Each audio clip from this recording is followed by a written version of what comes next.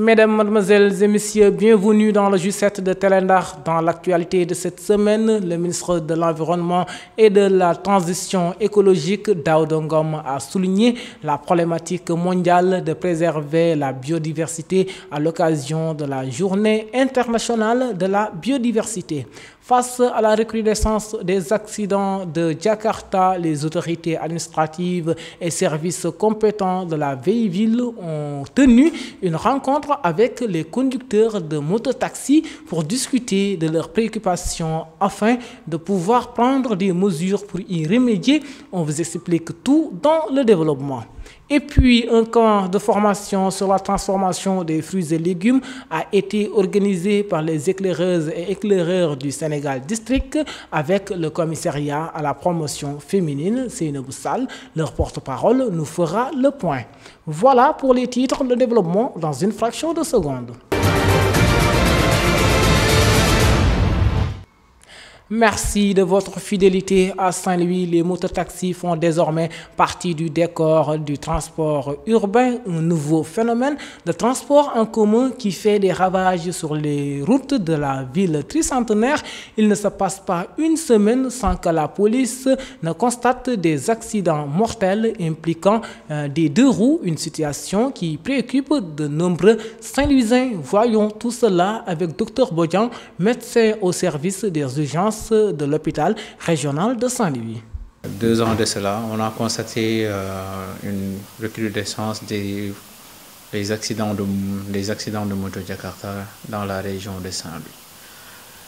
Ceci constitue une importante part de nos patients qui viennent consulter dans le service.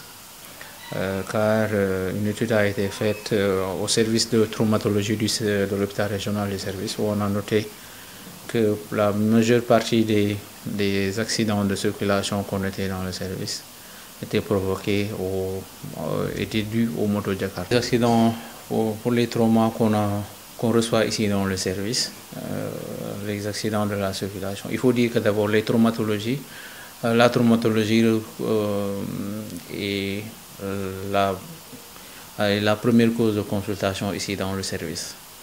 Et pour ces traumatologies-là, la cause qui est les accidents de moto Jakarta constitue presque 60%, plus de 60% des accidents que l'on reçoit dans notre service ici. En fait, les accidents, on a constaté le plus souvent que ces accidentés sont nominés par d'abord des jeunes hommes, c'est-à-dire des jeunes de sexe masculin pour la majeure partie.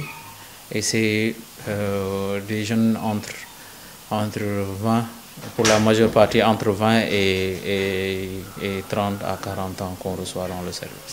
C'est à la suite qu'une réunion de comité de développement départemental s'est tenue à la gouvernance de Saint-Louis sous la présence du gouverneur de la région, du préfet départemental, des services techniques et tous les acteurs concernés. Après avoir recueilli les préoccupations des conducteurs de moto Jakarta, le préfet du département annonce de fortes mesures.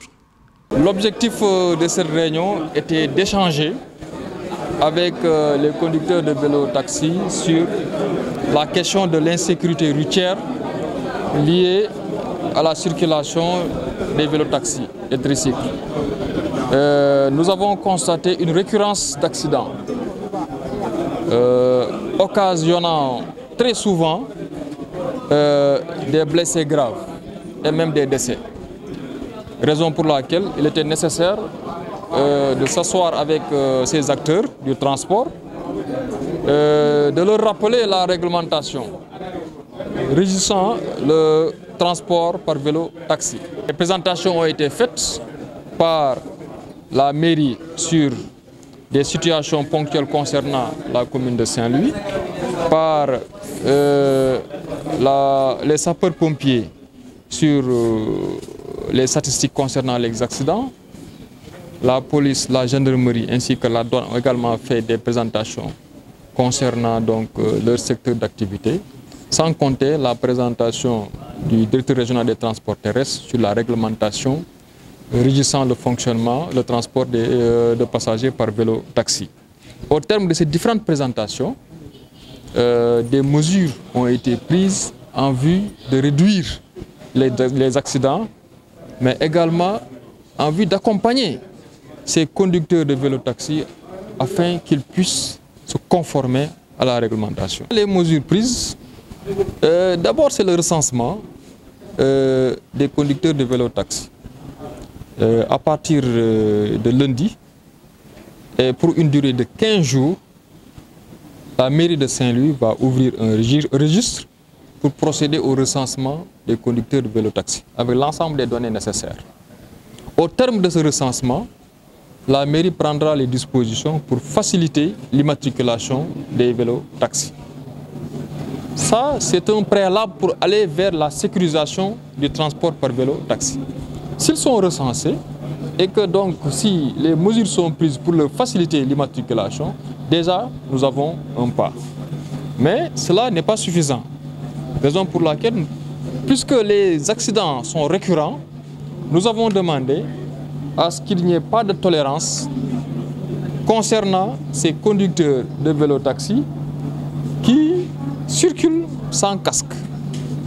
Et également, s'ils transportent des passagers, il faut également que le passager puisse porter son casque.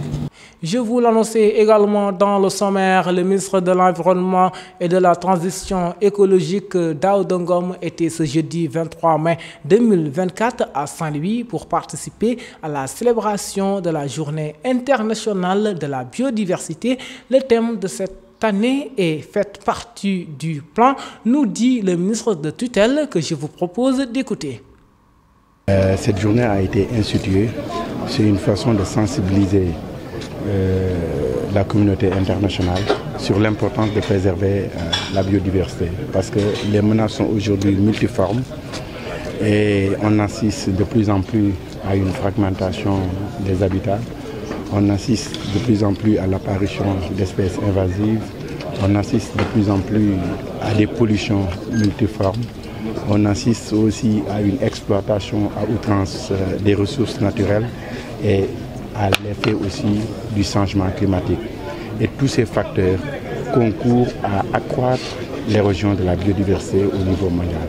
Donc c'est devenu une problématique mondiale de préserver la biodiversité. Et c'est dans ce cadre que nous sommes là, dans le cadre du projet de renforcement de la coopération transfrontière entre le Sénégal et la Mauritanie, au niveau de la réserve de biosphère transfrontière du delta du Sénégal, parce que c'est un écosystème partagé entre le Sénégal et la Mauritanie, qui a un label international de réserve de biosphère entre le Sénégal et la Mauritanie, et la gestion se fait en parfaite collaboration entre la direction du parc national du Djaoling, qui est le noyau central, le principal noyau central du côté de la Mauritanie, et la direction des parcs nationaux du Sénégal, qui a la tutelle des autres aires protégées qui constituent également des noyaux centraux.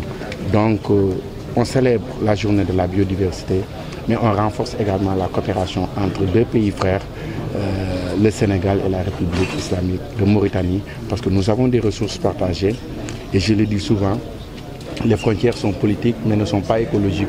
On ne peut pas empêcher à des pélicans de passer du Djoudj au Djaoling ou vice-versa.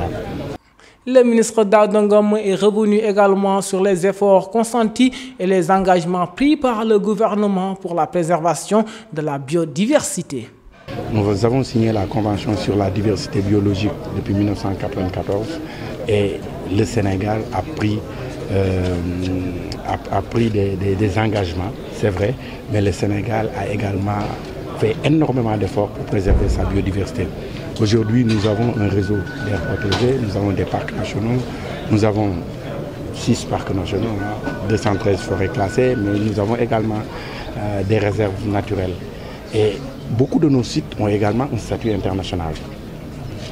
Nous avons ici au Sénégal 5 réserves de biosphère, le Nyokolokoba, le Ferlo, réserve de Sambadia, le delta du Saloum, mais également celle qu'on partage avec la Mauritanie, la réserve de biosphère transfrontière du delta du Sénégal que l'on partage avec la Mauritanie. Et d'autres sites ont des statuts internationaux, comme site du patrimoine mondial, comme quand vous prenez le Nyokolo, c'est un site du patrimoine mondial, la réserve de biosphère du delta Saloum, c'est un site du patrimoine naturel, du patrimoine culturel de l'UNESCO. Donc le Sénégal a fait beaucoup d'efforts et continue à le faire. Dans le domaine côtier et marin, aujourd'hui, nous avons un vaste réseau d'aires marines protégées. Nous avons 17 aires marines protégées et je le disais, le Sénégal est devenu un leader en matière de création et de gestion en Afrique, en matière de création et de gestion des aires marines protégées. Et d'ailleurs, nous accueillerons, Inch'Allah, le prochain congrès mondial sur les aires marines protégées qui est prévu à Dakar. Donc on fait des efforts et on continuera à le faire, à densifier les réseaux d'aires protégées, mais à accentuer la surveillance aussi et le monitoring de ces sites. Parce que créer un site, c'est un fait, mais le gérer et assurer la fonctionnalité, c'est autre chose. Donc nous renforcerons notre présence au niveau des parcs, au niveau des réserves, au niveau des forêts classées. L'information continue avec les éclaireuses et éclaireurs du Sénégal District en collaboration avec le commissariat à la promotion féminine qui a organisé un camp de formation sur la transformation des fruits et légumes, la fabrication du savon, la teinture et art manuel. C'était du 18 au 20 mai 2024 sous le thème « Scoutisme et l'entrepreneuriat féminin » à l'honneur. À ce propos, écoutons leur porte-parole, Seynabou Sall. Pour notre camp, nous avons eu de nombreuses formations comme la transformation des fruits et légumes, la teinture, les arts manuels, mais aussi les transformations de savon pour les savons. Pour la transformation fruits et légumes, nous avons utilisé de nombreux fruits et légumes pour créer des jus, des concentrés, des confitures, mais aussi pour apprendre des décorations et autres. Pour la teinture, nous avons créé des nappes, des toiles et autres. Pour les arts manuels, nous avons créé des miroirs avec de nombreuses décorations qui peuvent être utilisées comme des décorations de chambre ou de salon ou quel que soit. Aussi, pour les savons, nous avons créé des savons à base de produits naturels comme les aloe vera, mbeurbeuf et autres. Et voilà, chers téléspectateurs, c'est ce qui met fin à ce J7 et merci à toute l'équipe technique et bonne suite de programmes sur la télé d'Indar Ndar.